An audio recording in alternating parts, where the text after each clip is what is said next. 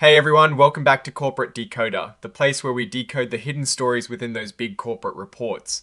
Today we are digging into John Hancock Investment Trust, Zekin's latest shareholder report, and let me tell you, it is packed with numbers that tell quite the tale about how their financial and regional bank funds have been doing. Think of it as a financial checkup, and we're about to tell you if the patient is looking healthy or needs a serious intervention.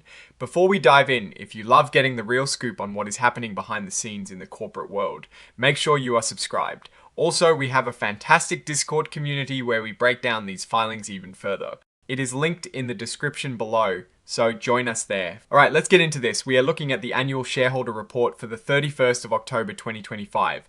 This document gives us a deep dive into the performance of two key funds from John Hancock, the Financial Industries Fund and the Regional Bank Fund. They lay out a lot of information here, but we're going to focus on what really matters to us shareholders. The money. First up, the Financial Industries Fund for class of shares. They're reporting a return of 7.53% excluding sales charges for the year.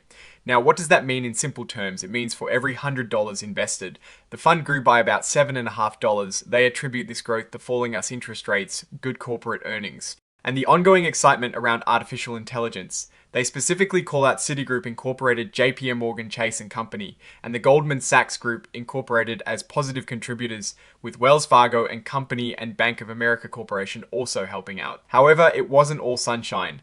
Apollo Global Management Incorporated is mentioned as a detractor, facing challenges from market volatility.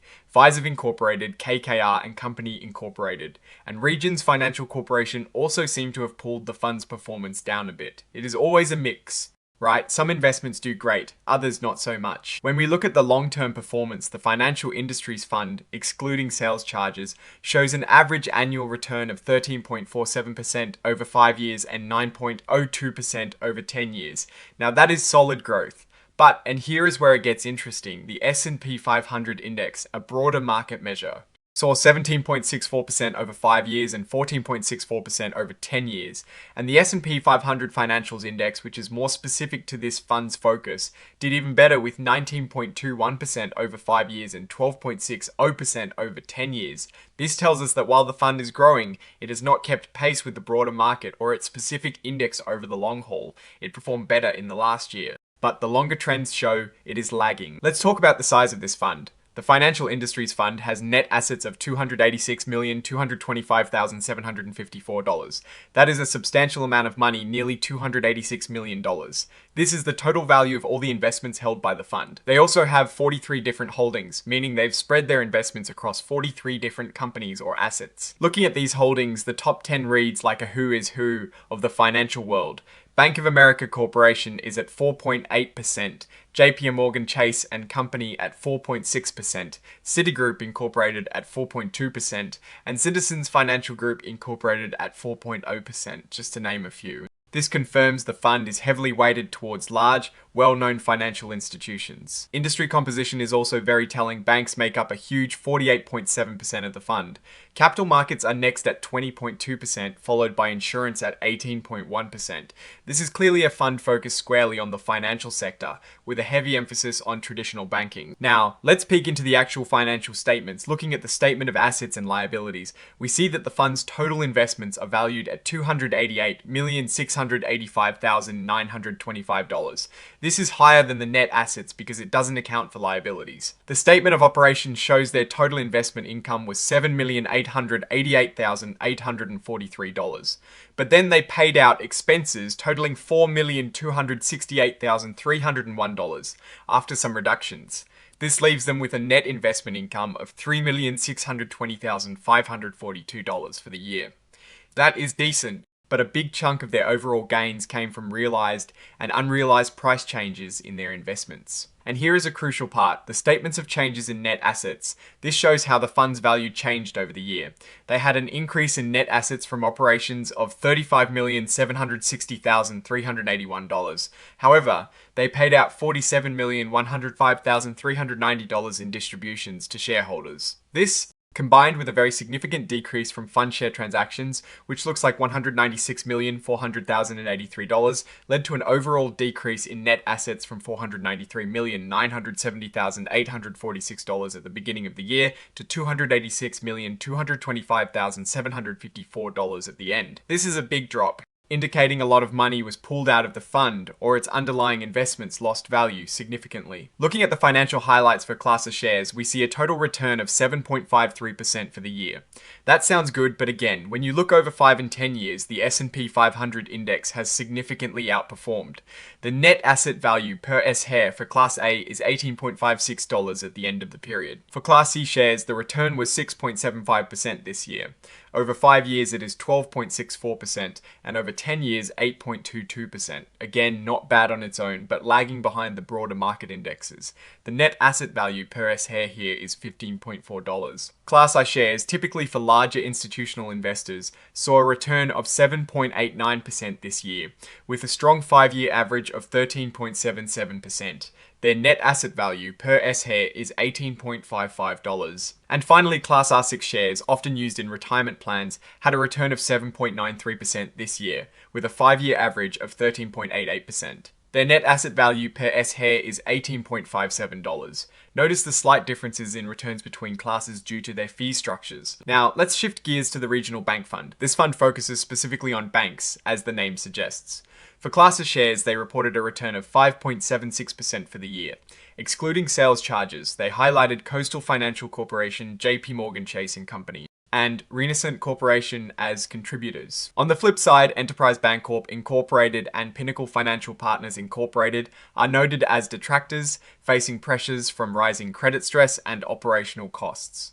This makes sense given the focus on regional banks, which can be more sensitive to economic downturns and regulatory changes. Looking at the average annual returns for the regional bank fund, Class A shares had a 1-year return of 5.76% excluding sales charges. Over 5 years, it is 13.69%, and over 10 years, 8.22%.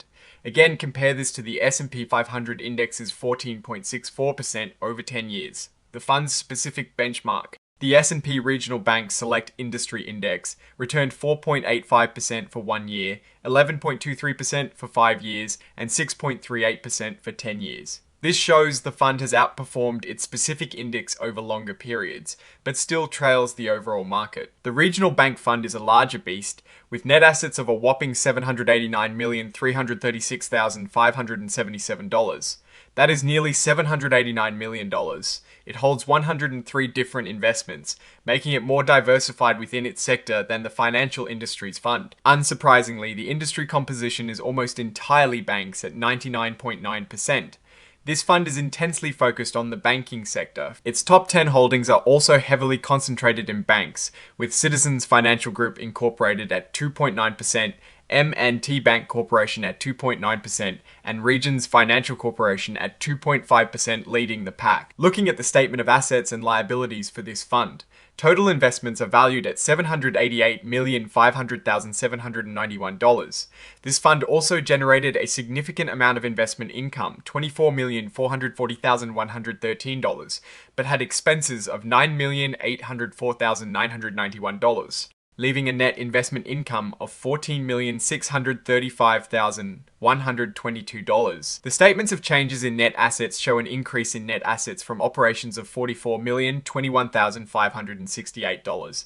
However, they paid out a massive $78,036,641 in distributions and saw a decrease from fund share transactions of $22,521,596. This led to an overall decrease in net assets from $845,873,246 to $789,336,577. Again, a substantial outflow or value decrease. For the Regional Bank Fund, Class A shares had a 1-year total return of 5.76%. Over 5 years, it is 13.69%.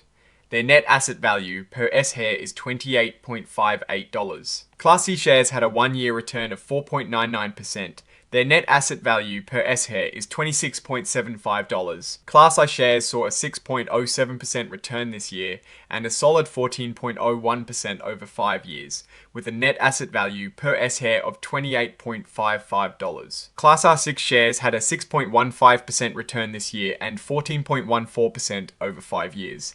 Their net asset value per S-share is $28.55. Now, let's briefly touch on the auditor's report. PricewaterhouseCoopers LLP states that in their opinion, the financial statements present fairly the financial position of the funds.